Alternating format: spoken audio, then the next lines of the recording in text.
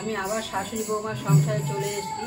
তোমরা কেমন আছো? আশা করি তোমরা ভালো আছো, আমিও ভালো আছি। আজকে আমি একটা রান্না নিয়ে আবার এসেছি। এখন তো গরমকাল, এখন টকে দিয়েছি টক ডাল, আম দিয়ে আমি আজকে টক ডালটা করবো। টক ডাল এখন বেশিরভাগ ঘরেই করবে, কারণ গরমের সময় টকের ডাল দিয়ে ভাত খেতে খুবই ভালো লাগে। হ্যাঁ, আম দিয়ে ডাল করবো। কেমন করে করি তোমরা প্রথম থেকে লাস্ট অবধি দেখবে। দেখে যদি তোমাদের ভালো লাগে তাহলে একটা লাইক ও সাবস্ক্রাইব করে দিও। আমি করি, তোমরা দেখো। এখন তো বাজারে এখন এই আম ওঠা শুরু হয়ে গেছে, তাই বাজার থেকে আমি এই আম নিয়ে এসেছি। এই কাঁচা আম দিয়ে আর এই মুসুরির ডাল দিয়ে আমি টকের ডাল করব। এখন ভাত দিয়ে খেতে খুব ভালো লাগে, আমি করি, তোমরা দেখো। ডালটাকে আমি ভালো করে ধুয়ে নেব। বাজারের ডাল তো বাজার থেকে কিনে আনা হয়েছে, ভালো করে না ধুলে হবে না, তাই ভালো করে ডালটাকে আমি ধুয়ে নেব, দুবার তিনবার ধুয়ে নেব। দিয়ে নিলাম, দিয়ে আমি এবার বসাবো। এবার সেদ্ধ হয়ে গেছে, হ্যাঁ, আমি নামিয়ে ফেললাম। এবার কড়াই বসাবো। যে আমটাকে আমি কেটে নেব।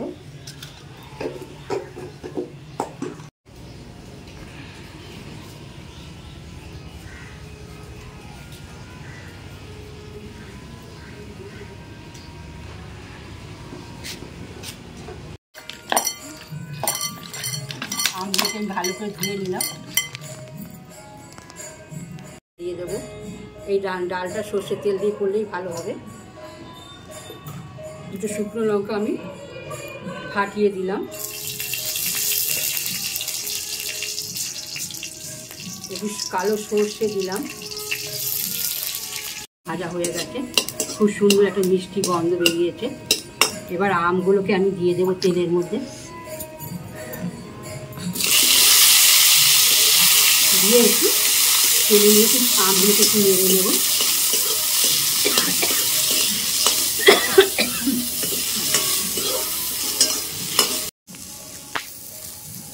টক ডাল তো একটু ঝাল ঝাল হলে খেতে ভাল লাগবে, টক ঝাল মিষ্টি হলেই খেতে ভাল লাগে, তাই দুটো ঝাল লঙ্কা আমি দিয়ে দিলাম।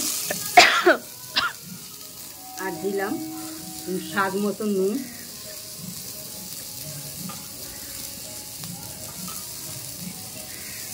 সামান্য হলুদ,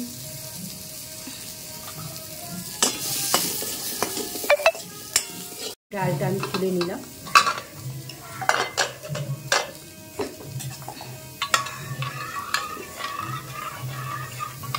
ডালটা দেখো বন্ধু, একটা সিটি দিয়ে নিয়েছি, কি সুন্দর গলে গেছে। এবার ডালটা আমি দিয়ে দেবো।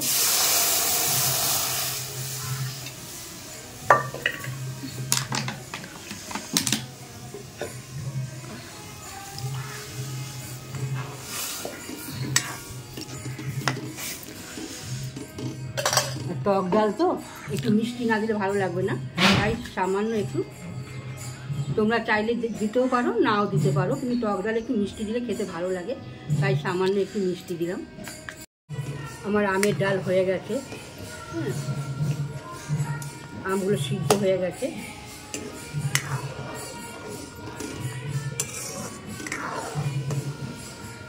আমি আজকে দেখলে তোমাদের যদি ভালো লাগে তাহলে লাইক ও সাবস্ক্রাইব করে দিও।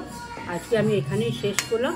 আবার যদি একটা রান্না নিয়ে আসবো। তোমরা ভালো থাকো, সুস্থ থাকো। টাটা বন্ধুরা।